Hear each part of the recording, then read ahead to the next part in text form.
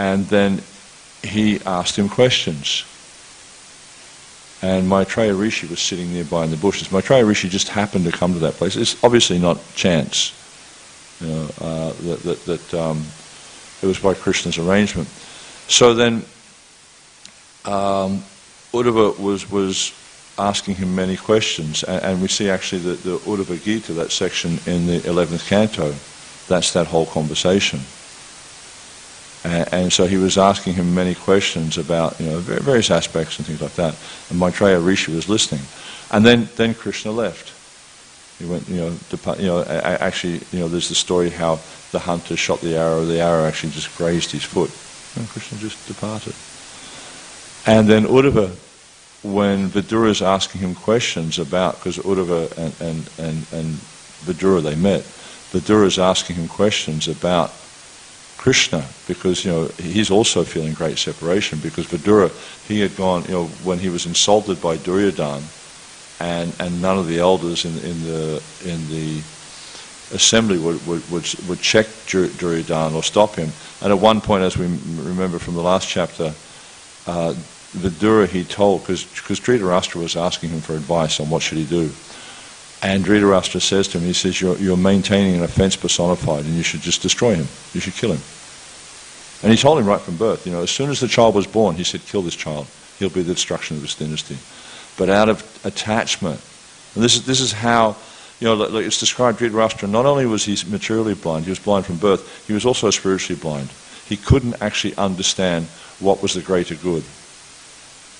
He was a very adharmic person. He was just completely caught up in the self. He was completely caught up in just trying to, develop the kingdom, maintain his influence, develop his influence. He was so attached materially.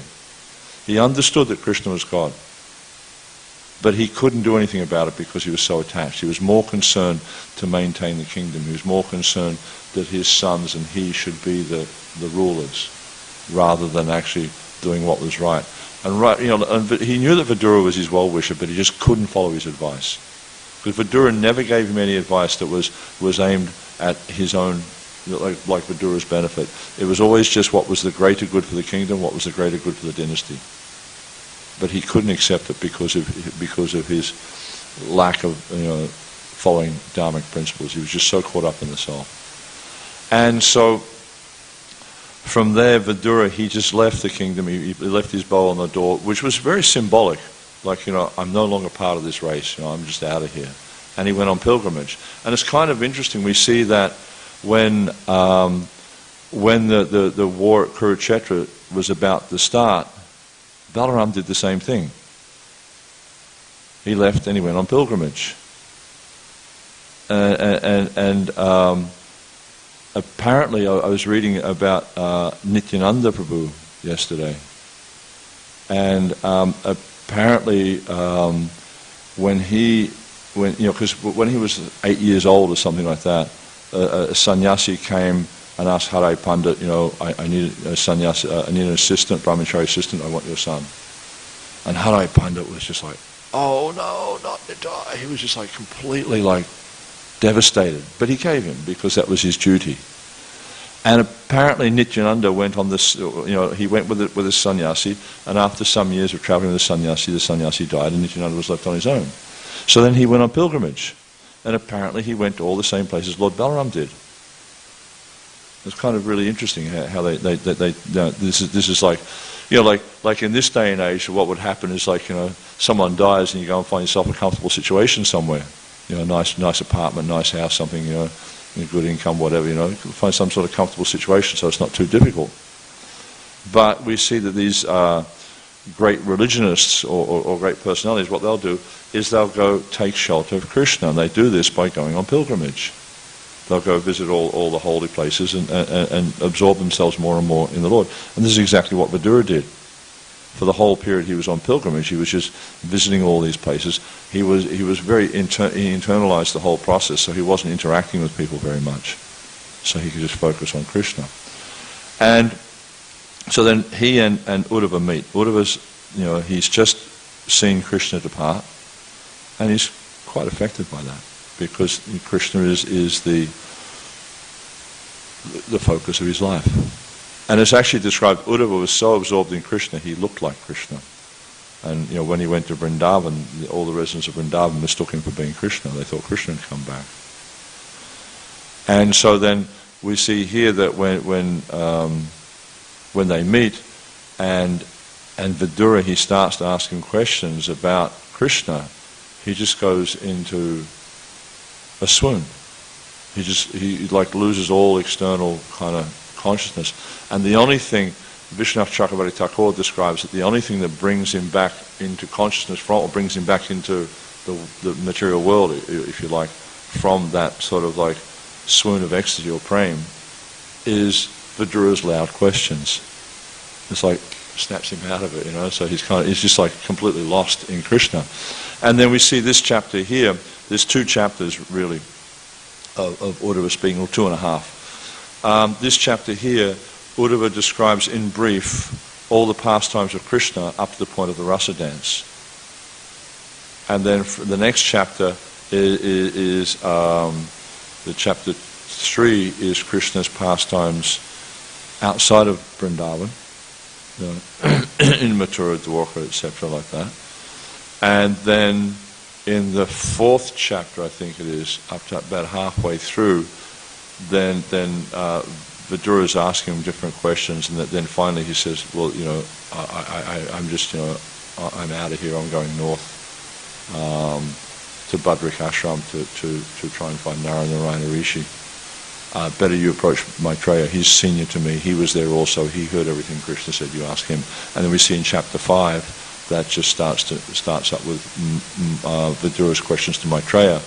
And then from that, Maitreya, that goes on for several cantos, that conversation between Maitreya and Vidura, and it's quite interesting. And they talk about the structure of the universe, the different avatars, all this sort of stuff. So it's quite an interesting section. All right, so I'll just read the next one. There's no purport with this verse. Ya pancha hayano matra prata ashayavachita tannai chadrachayan yasya saparyang balalilaya. He was one who even in his childhood, at the age of 5 years, was so absorbed in the service of Lord Krishna that when he was called by his mother for morning breakfast, he did not wish to have it. And it's described by Vishwanath Chakravarti Thakur that, and Prabhupada mentions here also, how he was engaged. He'd been given dolls. They call them dolls, but it's actually deities. The same as Prabhupada. He said, Prabhupada tends to call it dolls because I'm kind of like extrapolating a bit here, but it would seem that because he thought it wasn't like full-on deity worship because he was a child, but still, he said his father gave him these Radha Krishna deities, and it was like his childlike play. So it's the same here with Uddhava, is that he had deities, and it was kind of like childlike play in a sense, but he still respected it as Krishna, not like we see. I've had experiences where you give children deities. I remember there's this little girl in Melbourne one time, she had a deity of Balgopal, and I was asking her about this deity, just trying to encourage the child in her approach to the Lord, and how she's worshipping him and things like that. She was describing the worship and what she does and things like that, and she was dressing him in that. And then she said, but sometimes he gets really naughty. And I said, what do you mean he's naughty? And he said, he likes to play in the mud. So obviously she hasn't really understood the whole idea of deity worship, that it's an approach of awe and reverence. And that's, Prabhupada will mention that here in this purport, that the idea is you engage them in this, it's like play, not really play. So they develop the proper mood of awe and reverence. If they're not getting that, they've missed a point, and we're doing them a great disservice, because they're actually taking as some familiar kind of, this is just a doll, it's a toy, I play with him. Not that actually it's God. And so Vishwanath Chakravarti Thakur describes that he didn't come to take breakfast because he didn't want to become contaminated. He was serving the deity, but if he ate, he realized he wouldn't be able to serve the deity because he'd be contaminated. So he was so absorbed in the service that he didn't want to get distracted by these things and become contaminated. Prabhupada's purport.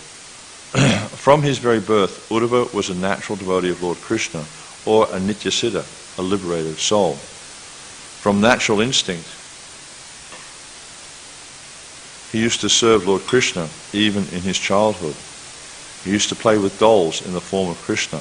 Not like these dolls you see nowadays that they're producing these stuffed toys, basically, And you go to any house where you see these stuffed toys, and the kids just like leave them on the floor, throw them around the place, stuff like that. It's just, it's not really the appropriate move.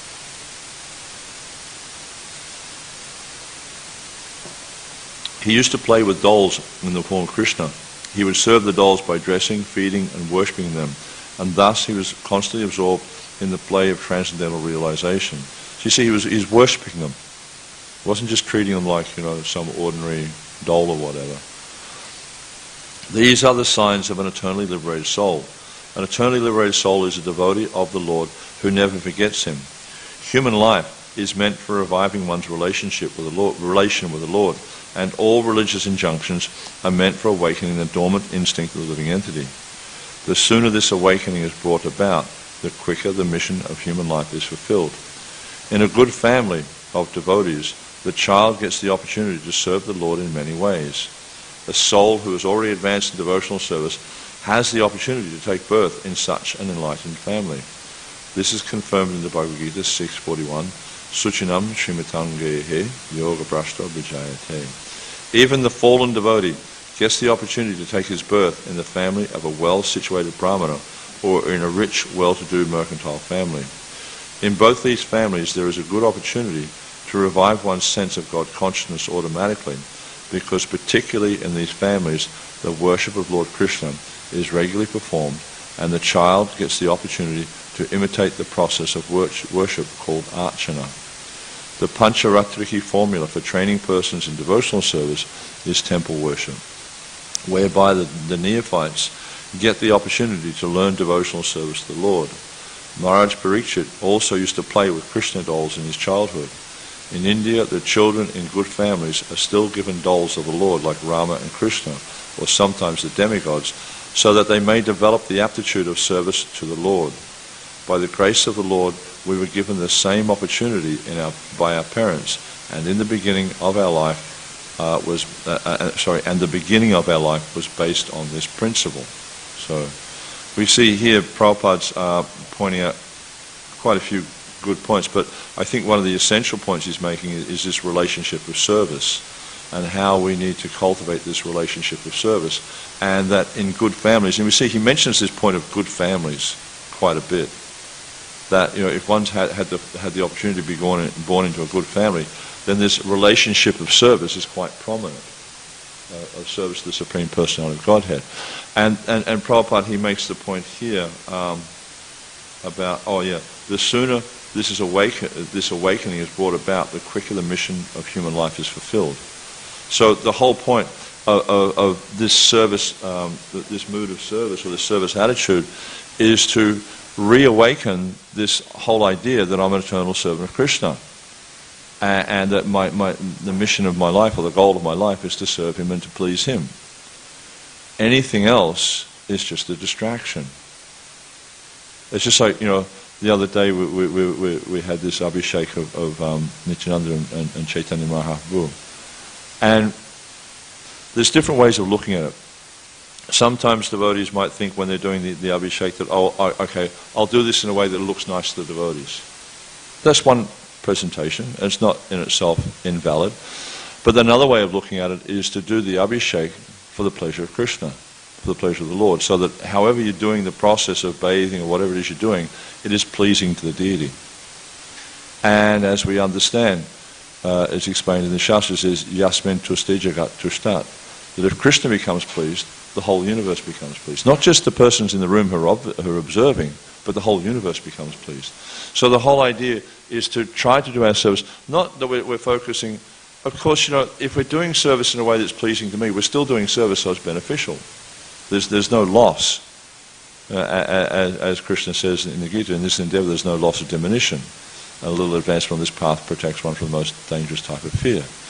So even though we may be doing it improperly, there's no loss. But if we really want to get to the point of fulfilling the mission of our human form of life, we really need to understand what's the essence of it, is to act in a way that's pleasing to Krishna. So just like when we do the Abhishek, if we're offering the Abhishek in a way that, if we're aspiring or we're trying to please Krishna through that process, then this is actually going to be a much more satisfying engagement for us and for the Lord. And then ultimately, everyone else. Because when Krishna becomes pleased, everyone becomes pleased. So Prabhupada's pointing out here in this purport about what the point of the human form of life is for reviving one's eternal relationship with Krishna. And through the service process, that's how we do it. And you'll see like the whole point of the Krishna consciousness movement is to reawaken this service relationship.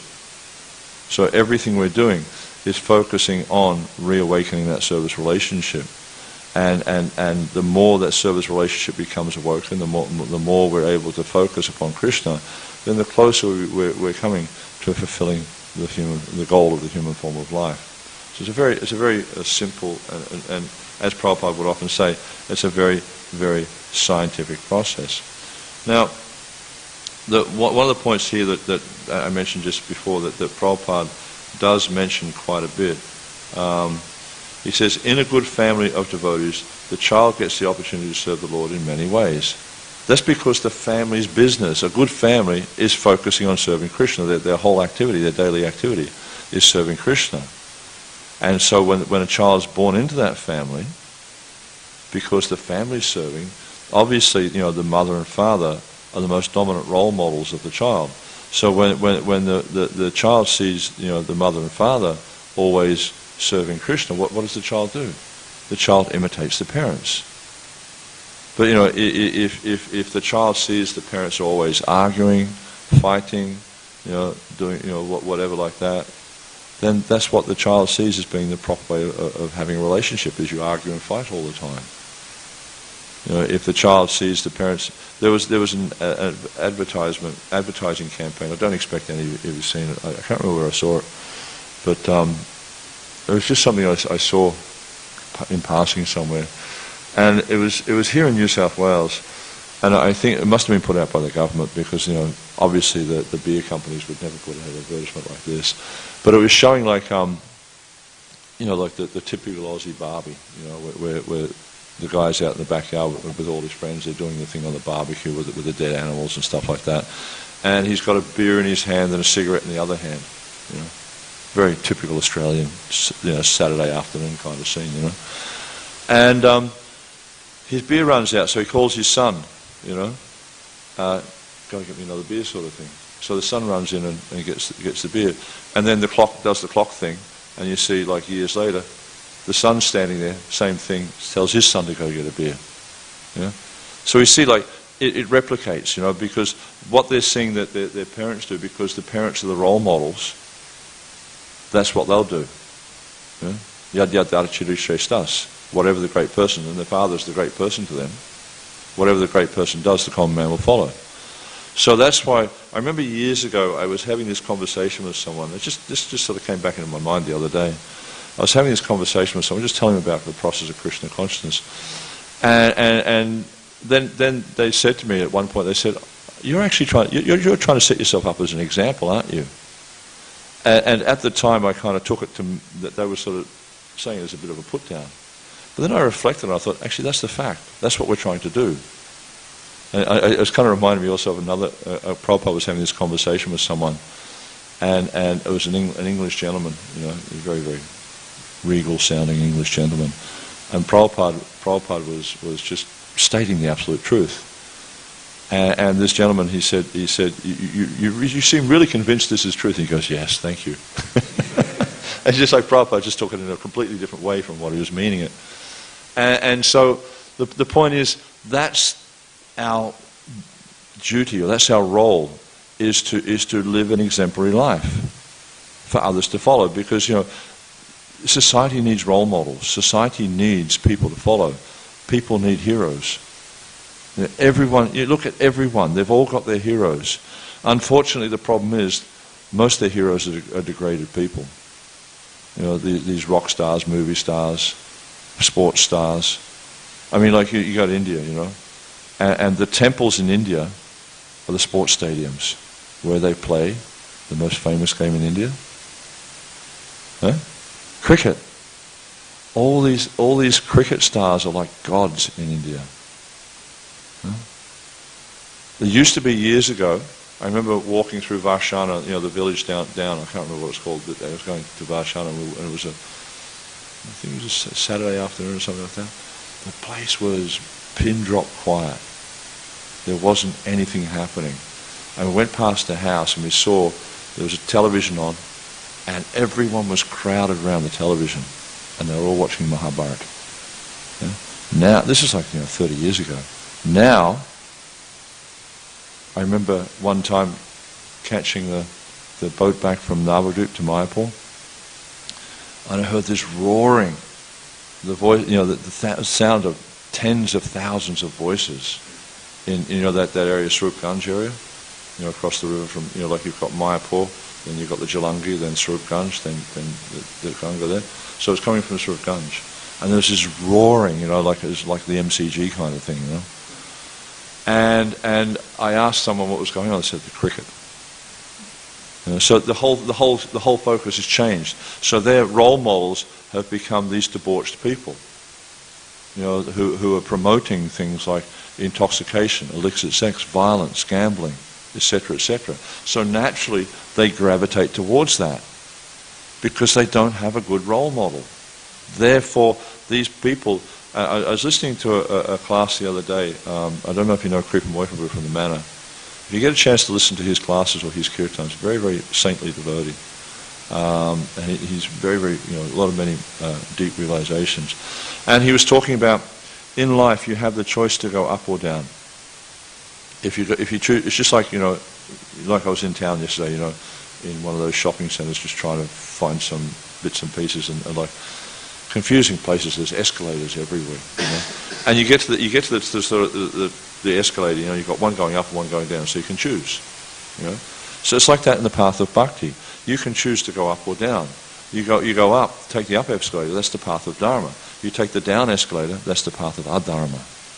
And so what's happening in this society is all these so-called role models are encouraging people in the path of adharma. So they're actually demonic. Because demoniac people will encourage you to take the downward path, to become more and more degraded. And we'll see that as Kali Yuga progresses, unless Krishna consciousness is able to take a more aggressive kind of role, or a more kind of dominant role, then people are just going to glide further and further down into a hellish life. Now it's predicted that there's going to be a golden age for the next 10,000 years. And of course that is yet to manifest, but how quickly that manifests is largely dependent upon how vigorously we can spread Krishna consciousness. And not only how vigorously we can spread Krishna consciousness, but how we are able to position ourselves as ideal persons.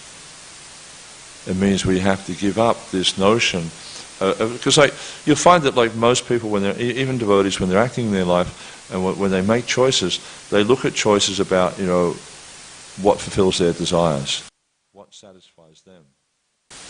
But we'll see someone who's a saintly person, just like we're talking about Uddhava here and Vidura, and we look in the Bhagavad Gita, like Arjuna's a classic example, right?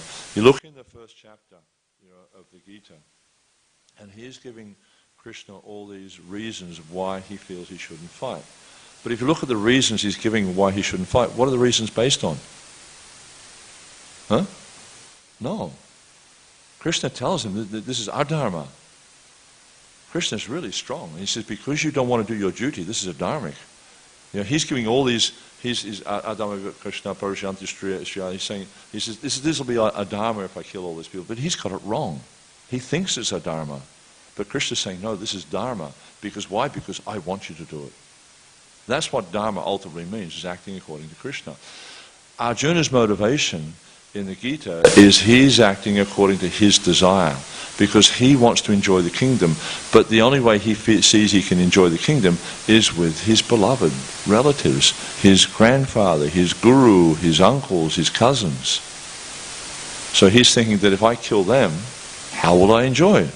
He's using the Dharma flag, he's waving the Dharma flag, oh, this will be a dharmic if we do this, but actually, the Acharyas explained that actually it's irreligious because it's just based on his own enjoyment. And so this is why the Bhagavad Gita is a fantastic book for us, a fantastic instruction for us, because in this material world we're doing everything based on our own satisfaction.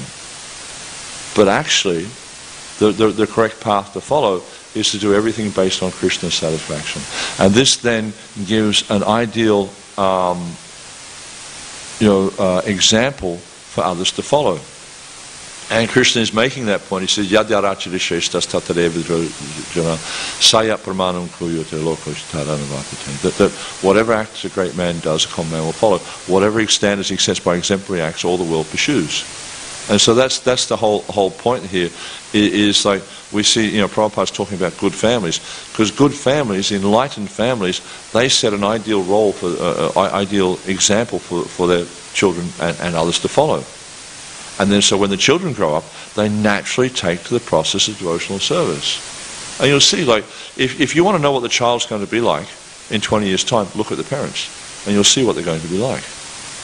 If the parents are taking intoxication and engaging in illicit sex, that's what the child will do. What chance do they have? How can they do anything else? They have no chance.